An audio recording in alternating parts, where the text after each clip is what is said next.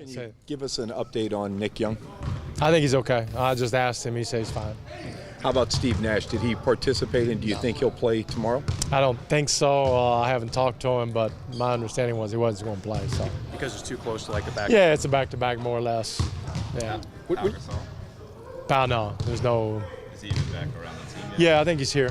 I saw him this morning, but there was no. Feels a little bit better, but nothing outstanding. And then Kamen's still hurting. Last time he played the Clippers, obviously didn't go well, losing by 48. Yeah. That's probably an understatement. Yeah, thank you. Yeah. How do you kind of erase that when you talk about the guys about tomorrow's game? Well, I mean, you know, one thing, players do have short memories, and which is good sometimes. But they're ready to compete, and again, we know we're facing some serious odds and being a little short-handed, but they'll give everything they got, and whether that's enough, we'll see. We got to make some obviously big shots. Some things got to go our way. They have to play okay, but I do know for sure they will come in ready to compete.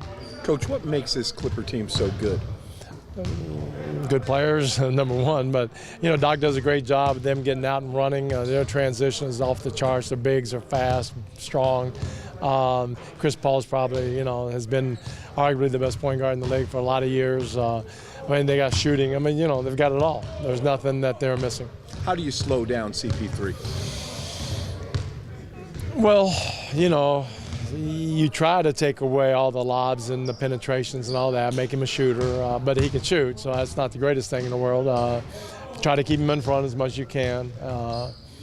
But you know, again, there's no formula. You just try to contain him as best you can. Try to have him beat you instead of him and the rest of the team beating you, and just trying to make him take outside shots and hope it goes well. What are the keys to defending Blake? Same thing. You got to make him an outside shooter. You try to keep him out of the transition game. And where they get really bad is if you turn it over on offense and they get out and running. Try to keep him off the boards. You got to put a body on him and try to give him some help on the post-ups and then make him an outside shooter and hope it goes well. Are you hopeful that your players will kind of take that, you know, we have nothing to lose attitude tomorrow? Well, we've had that attitude for a while, so, you know, like I said, they're going to compete. Whatever it takes for them to trick their mind into competing 100%, they'll do. I'm not worried about that. How close is Matson to suiting up? How close what? Suiting up? Oh, boy. Yeah, Mark's ready to roll. He's always ready. I don't know if that's a good thing or not.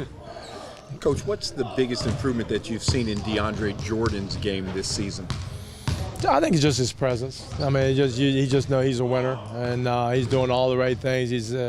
You can see he's taking a vocal role on defense and really rallying the guys around him. So yeah, I think that's his biggest part. And then his biggest improvement is when Chris Paul came on the team. So he made a jump up because now the things that he loves to do, running and lobbing and all that, and they can do it as good as anybody.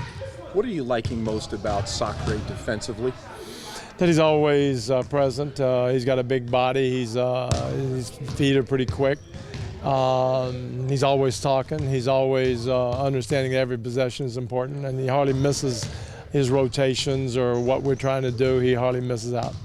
On the other side of the ball, offensively, what are some of the things that he needs to improve on? Hey, well, he just got to get a better feel of the game, and I think that's coming.